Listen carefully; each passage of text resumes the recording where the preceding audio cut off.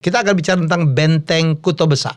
Ya. Ini bangunan apa sebenarnya, Bang Dayat? Apa yang terjadi pada Benteng Kuto Besa? Artinya pembangunan rumah sakit ini masih masuk dalam kawasan cagar budaya. Benteng Kuto Besa telah ditetapkan sebagai cagar budaya sesuai dengan keputusan Menteri Kebudayaan dan Pariwisata nomor sekian-sekian, sehingga keberadaannya dilindungi Undang-Undang nomor 11 tahun 2010 tentang cagar budaya. Nah, namun kenyataannya setelah surat ini pun dikeluarkan, pembangunan tetap berjalan. Guys, sekarang ini produk Cina ada di mana-mana menyerbu, bukan saja Indonesia tapi ke seluruh dunia. Untuk Anda yang ingin ya kemudian mungkin mengimpor atau bahkan mengekspor, ya tidak saja ke China tapi ke negara-negara lain, harus belajar dong ilmunya. Jadi ikutin kursus yang bernama Berani Ekspor dan Impor, termasuk produk-produk dari Cina, dan kita juga bisa mengekspor ke China. Mereka banyak sekali juga butuh produk-produk dari kita ya. Untuk yang mau ikut silakan scan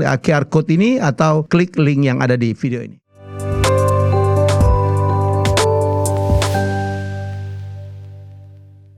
Baik, hari ini saya akan bicara tentang sesuatu yang menurut saya penting ya. Hidup itu kita harus menghargai budaya. Tanpa budaya tidak ada lagi perbedaan antara satu daerah lain, satu negara ke negara lain. Hari ini saya akan bicara tentang satu cagar budaya sebenarnya ya, yang kemudian menimbulkan semacam perdebatan terutama tentang masalah penggunaannya. Itu cagar budaya yang ada di Kota Palembang, yaitu Benteng Kuto Besa. Ya, dan sudah hadir ini adalah penggiat budaya saya menyebutnya, juga seorang content creator. Kebetulan juga Ketua Asosiasi Content Creators Indonesia perwakilan Sumatera Selatan. Namanya adalah Mang Dayat. Assalamualaikum. Waalaikumsalam. Aku udah tahu nama asli kau itu siapa. Iya, nama Hidayatul Fikri. Terus? Dulu dipanggil Fikri. Karena wong Palembangnya agak saro nyebut Dayat lah. Oke, jadi aku terima kasih sebagai senior ya. Hari ini kita tidak bermaksud untuk terlalu berpalembang-palembang, tapi bagaimanapun sikap saya sebagai orang Indonesia juga akan sama. Jadi menurut saya mari kita sama-sama ya, seluruh stakeholder untuk menjaga potensi budaya kita ada. Kita akan bicara tentang Benteng Kuto Besa. Ya. Ini bangunan apa sebenarnya, Mang Dayat? Jadi Benteng Kuto Besa ini adalah salah satu bangunan peninggalan dari masa Kesultanan Palembang Darussalam.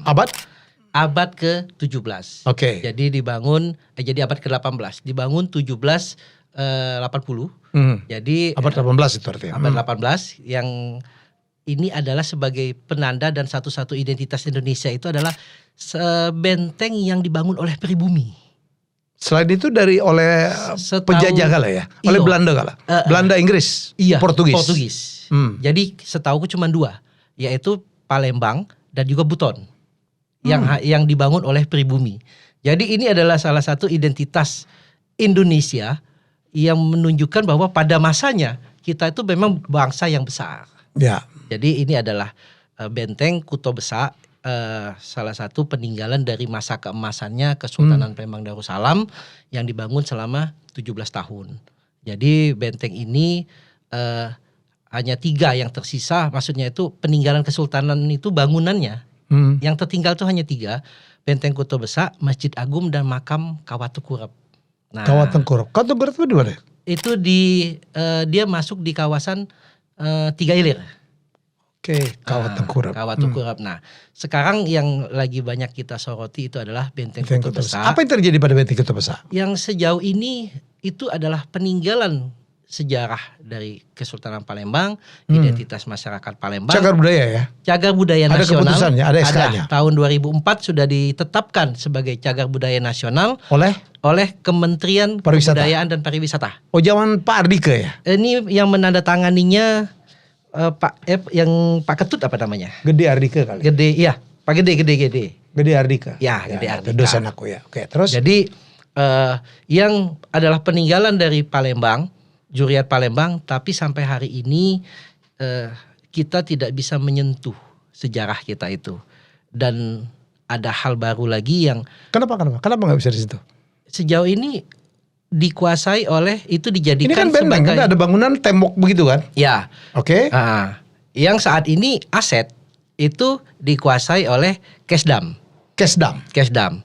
Di bawah Kodam 2 Sriwijaya. Oke. Nah, jadi itu sekarang adalah kawasan yang tidak boleh dimasuki oleh publik. Dimasukin pun tidak boleh. Tidak boleh. Itu kan ada emplacement, ada lapangan mesti kan? Iya. Lapangan terbuka. Iya. Dulu aku pernah masuk situ tuh, bikin dinner waktu aku membuat PON atau buat SEA Games gitu.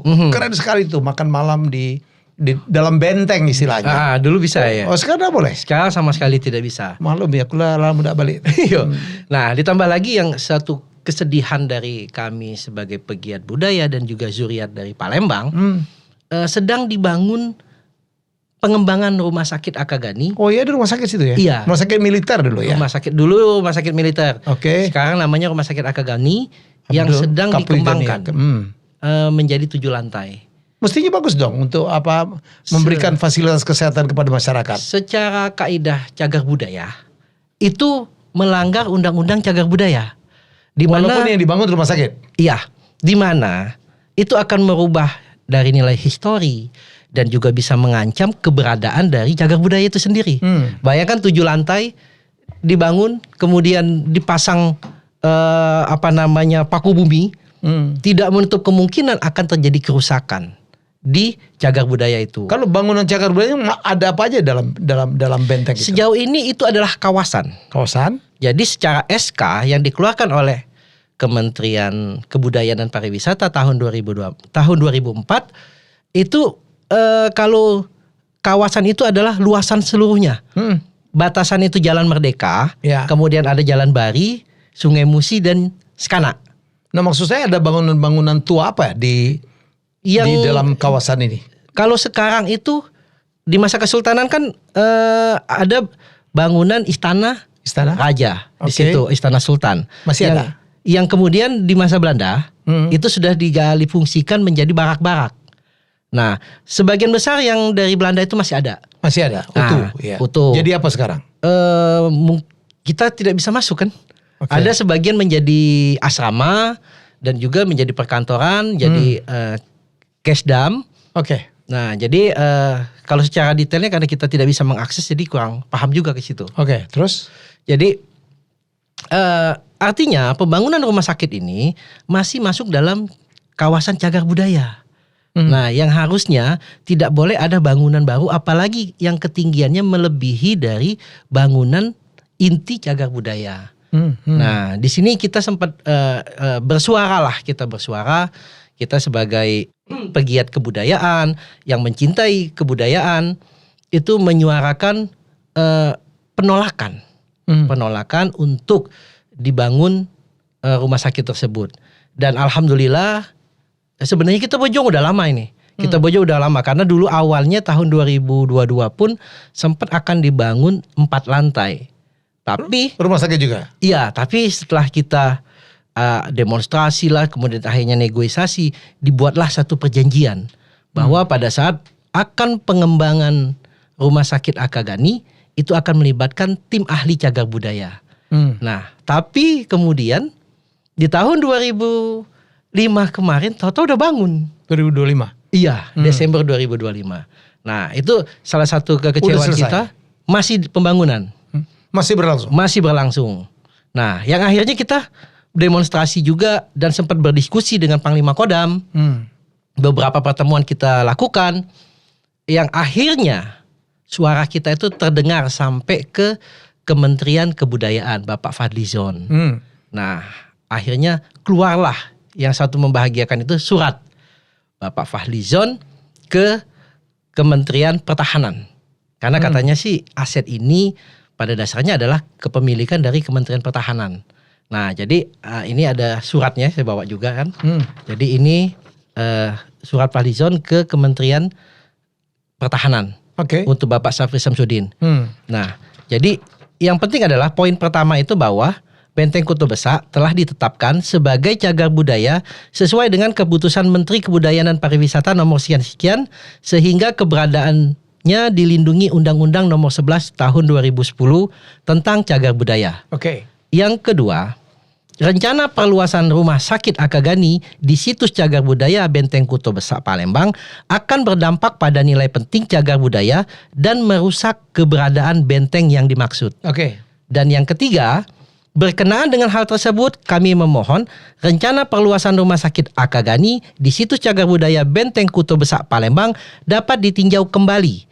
Dan apabila dimungkinkan, Benteng Kuto Besak dapat direvitalisasi dan difungsikan sebagai ruang publik, sehingga bisa menjadi ikon budaya Kota Palembang dan Provinsi Sumatera Selatan. Nah, namun kenyataannya setelah surat ini pun dikeluarkan, pembangunan tetap berjalan. Jadi kami sebagai pegiat budaya ini kan sedihnya begini, sekelas menteri memberikan surat seperti ini itu pun tidak dihiraukan, apalagi kami yang berteriak. Jadi bagaimana negara kita ini bisa memberikan perhatian, perlindungan untuk kebudayaan yang kami merasa ini termarginalkan, tidak begitu dianggap. Menteri pun nggak dianggap, apalagi kami. Nah, ini yang membuat kami sangat sedih. Bukannya apa, kami mencintai TNI, kami juga paham tugasnya itu penting, tapi ada hal yang seharusnya dilakukan juga adalah kebudayaan itu juga penting. Seperti itu. Mang Dayat mewakili apa ya? Jadi kami bergerak sebagai aliansi penyelamat Benteng Kuto Besak. Jadi kita membuat perkumpulan masyarakat yang sama-sama berjuang satu tujuan. Karena udah beberapa kali dikecewakan, akhirnya yang kita lakukan adalah berjuang untuk membebaskan Benteng Kuto Besak. Terserahlah mau itu kembali ke aset Pemkot, Pemprov ataupun aset ke Kementerian sekarang Kebudayaan. belum jelas ya, status tanahnya belum jelas. TNI. Ya. Oh. Jadi kita pikir kalau saya lihat waktu itu CQ ya, CQ TNI. Jadi Republik Indonesia CQ TNI. Nah, jadi artinya ini kalau memang ada bantuan ataupun kepedulian dari pemerintah, misalnya dari Bapak Presiden, mungkin aset bisa dipindahkan di Kementerian Keuangan, dipindah bukukan ke Kementerian Kebudayaan, agar masyarakat bisa mengakses dan fungsinya bisa menjadi fungsi cagar budaya sebagai pariwisata, edukasi, dan juga sebagai bisa kita teliti lebih lanjut tentang sejarah-sejarah yang ada jadi di sekarang publik tidak bisa lagi masuk dalam komplek benteng. Tidak bisa. Kemarin bukan aku lihat di sosmed sempat dibuka. Nah, jadi ada memang sudah 1 tahun yang lalu semenjak Bapak Ratu Dewa dan Prima Salam dilantik, ada sempat komitmen dengan Panglima Kodam Sriwijaya itu untuk memberikan akses masyarakat masuk. Ialah yang diberikan adalah mulai dari bastion hingga di halaman depan. Iya kan? Tapi berjalannya waktu, hampir sini sudah setahun nih. Dan beberapa kali rapat lagi itu diminta percepatan. Sampai saat ini masih belum memuahkan hasil juga. Jadi terakhir itu yang saya dapat informasi dari yang rapat, bahwa awalnya Bapak Panglima itu mengizinkan untuk masuk ke dalam. Nah, jadi yang kemudian jadi akan udah pernah ketemu dengan Panglima? Sudah. Jadi akan dibuat MOU katanya. Nah, terakhir rapat informasi dari Dinas Kebudayaan, Kepala Dinas Kebudayaan, MOU-nya itu harus sampai ke Panglima.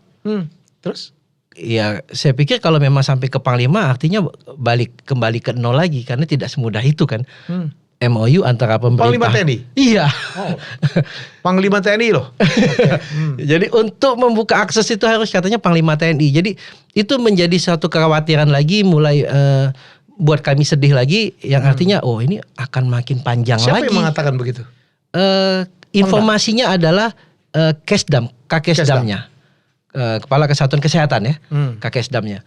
Nah, jadi antara pembicaraan kita pada saat bertemu Kodam dengan pembicaraan secara teknis dengan yang di lapangan, artinya itu dari Kesdam, kok ada perbedaan. Gitu. Biasanya kan TNI itu satu komando ya. Tapi kok ini ada perbedaan. Itu jadi kami sebagai orang awam cukup membingungkan juga dan harus berjuang seperti apa lagi gitu. nggak mengadu lagi ke Pak Fadlizon. Pak ini SK Bapak ini ternyata tidak berlaku ke bawah nih Pak. Jadi kita sudah ada komunikasi dengan BPK Wilayah 6 Pak Kristanto bahwa di bulan Januari ini kita aliansi penyelamat Benteng Kota Besak itu akan diterima beliau. Kita belum tahu, sepertinya di Jakarta. Nah, oleh Bapak Fadlizon. Nah, jadi kita menunggu penjadwalan itu juga. Kita sudah menyiapkan bahan-bahannya dan mungkin kalau memang dari Kementerian Kebudayaan mendengar podcast ini, mohon ada percepatan agar ini cepat. Nanti saya akan kirim. Jadi saya akan kirim ke Pak Fadlizon yang kebetulan saya cukup berteman gitu ya. Kalaupun saya nggak punya waktu, ya karena saya juga adalah orang yang pencinta budaya, ya insya Allah saya juga akan ikut menemani. Semoga saya punya waktu. Siap, bismillah. Bismillah. Karena ini urgent. Urgentnya kenapa? Kalau kita masuk ke dalam, itu sangat mengkhawatirkan kondisi dari Benteng Kota Besak itu. Hampir roboh. Pemerintah kota untuk memperbaikin itu, untuk memaintenan itu tidak bisa mengakses, tidak boleh. Sedangkan dari Kodam pun itu tidak melakukan perawatan ataupun katanya tidak ada anggaran. Jadi ini yang sangat kami khawatirkan, kalau ini roboh habislah peninggalan dari masa Kesultanan Palembang Darussalam itu tadi. Jadi Palembang itu menarik ya. Aku mungkin agak pause sedikit untuk penonton. Dulu dikenal sebagai ada kerajaan Sriwijaya di situ. Jadi setelah kerajaan Sriwijaya redup, datangnya Majapahit, kemudian muncul Kesultanan Palembang. Dengan Raja Sultan sangat luar biasa, Sultan Mahmud Badarudin, Sultan Mahmud Najamuddin lagi ya. Jadi memang banyak layer sejarah di Palembang. Sejarah luar biasa. Perang 5 hari 5 malam yang baru saja berlangsung. Bagaimana rakyat Palembang dulu melawan invasi dari Belanda. Jadi ini luar biasa. Dan ini peninggalan yang dan tidak banyak orang tahu. Kota Palembang itu adalah kota tertua di Indonesia. Berapa usianya? 1340 tahun. 1340 tahun. Kota tertua. Ya, jadi wajar banyak layer sejarahnya. Jadi banyak layer sejarahnya ya. Peninggalan walaupun kritik saya tidak terawat dengan baik. Jadi kalau saya sebagai anak Sriwijaya juga kadang-kadang menyayangkan ya, kalau kita pengen tahu Sriwijaya dulu kayak apa sih? Pakainya kayak apa, istana yang benar kayak apa, itu sudah tidak ada gitu. Dan tidak menutup kemungkinan seandainya peninggalan dari Kesultanan Palembang tidak dirawat dan dijaga, akan hilang juga. Mengikuti jejak Sriwijaya. Jadi kasihan sekali ya generasi-generasi penerus kita. Hanya Sriwijaya itu hanya menjadi tempelan gitu. Betul. Di nama kesebelasan juga udah mau hancur juga. Woi halo yang Palembang. Ya kan. Betul bahasa Palembangnya. Winner itu kesel ya. Karena saya adalah inisiator dari itu. Tolonglah saya pikir ya para pemangku jabatan, Pak Gubernur yang mendapatkan amanah, Pak Wagub, ya tolonglah saya menghimbau supaya ini dirawat. Kebanggaan kita ya. Jadi punya satu aja nggak dirawat, punya 2 lagi sekarang ya. Jadi menurut saya gitu. Jadi kota ini luar biasa dan budayanya luar biasa ya. Budaya kita tuh kuat dengan budaya. Jadi saya tuh ya kalau melihat dulu kan kalau tarian itu paling top kan tari gending Sriwijaya itu. Jadi kemana-mana kontingen Indonesia keluar, pakaian yang paling sering dipakai itu adalah pakaian adat Palembang tuh. Apa aja namanya pada yang gede? Pakaian gede. Ya aisan gede. Aisan gede itu karena memang siapapun kagum melihatnya ya. Tari gending Sriwijaya. Saya pernah menjadi IO opening closing pon, SEA Games kita tampilkan selalu membuat orang terpukau. Jadi itu saja yang harus menjadi penanda. Makanan, pempek ya dan sebagainya, songket ya, mari kita rawat. Jadi ayo sama-sama yuk melalui podcast ini saya ngundang Mang Dayat untuk ayo kita ngobrolin. Semoga ini jadi perhatian. Jadi kepada para pemangku jabatan sekarang ya, Pak Menteri ya juga Pak Presiden, tolong dibantu ya masyarakat Sumatera Selatan. Ya untuk menjaga ini bukan saja aset Sumatera Selatan tapi juga aset bangsa. Ingat Palembang adalah kota yang tertua. Bagaimana posisi wali kota? Mendukung?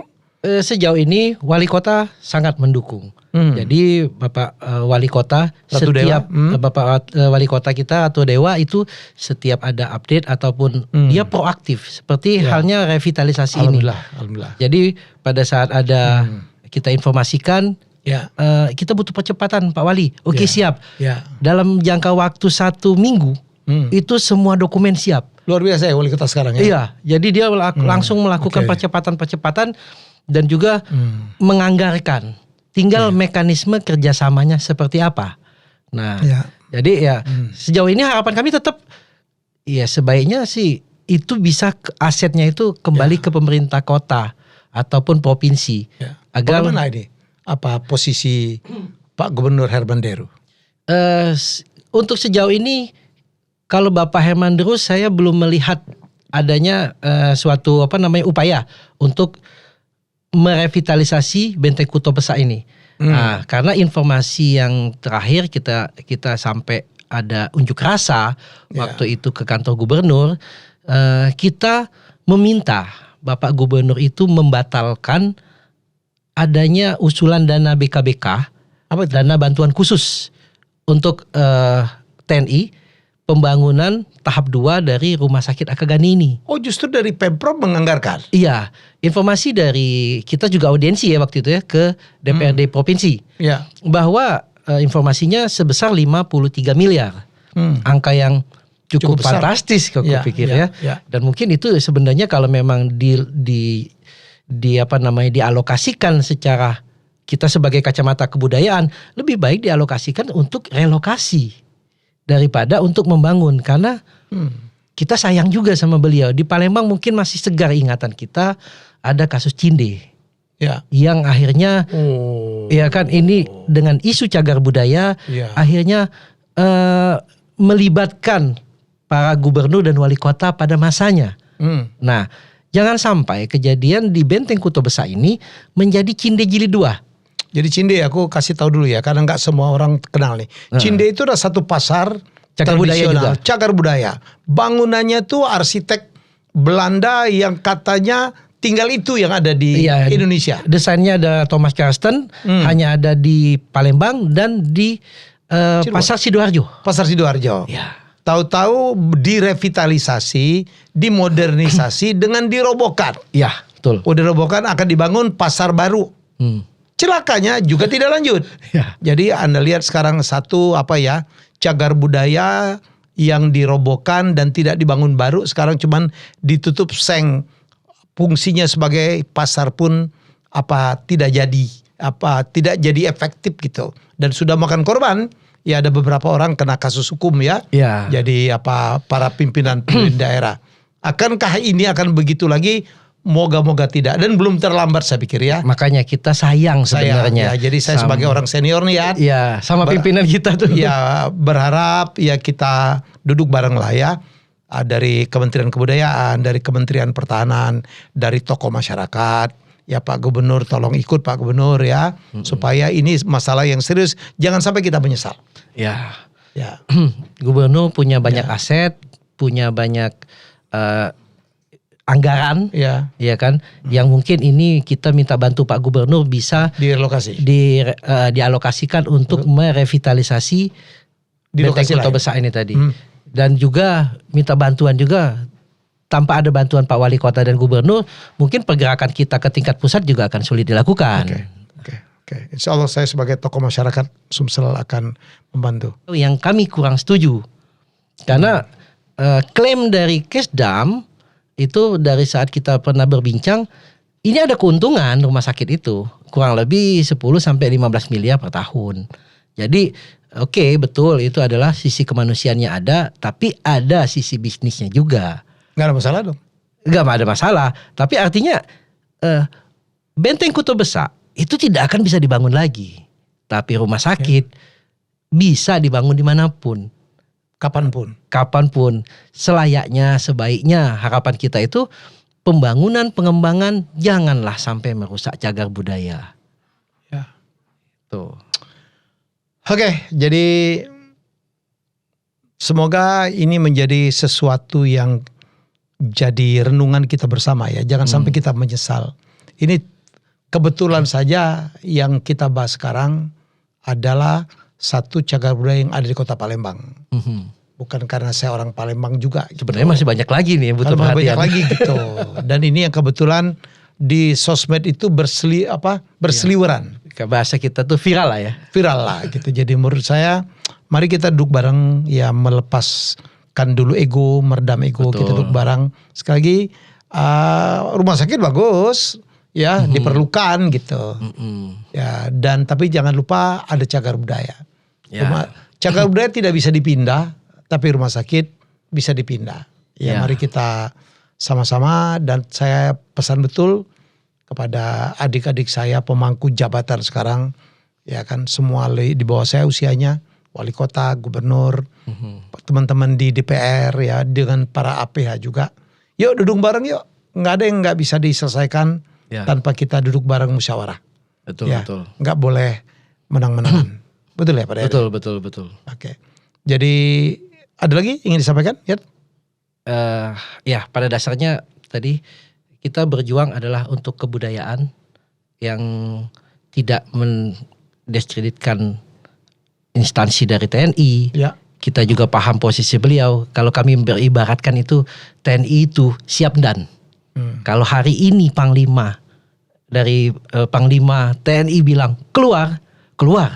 Pasti itu terjadi. Ya. Tapi kalau Panglima bilang diam di situ, mau gempa, mau kebakaran, mau apa, diam deh sampai mati di situ. Ya. Nah, itu jadi artinya kita sangat mengharapkan baik dari TNI yang ada di Sumatera Selatan, yaitu Kodam 2 dan juga para tokoh-tokoh itu kita bisa duduk bareng. Ini bukan ini punya kami, ini punya itu. Artinya ini ada suatu hal besar yang lebih harus kita pikirkan.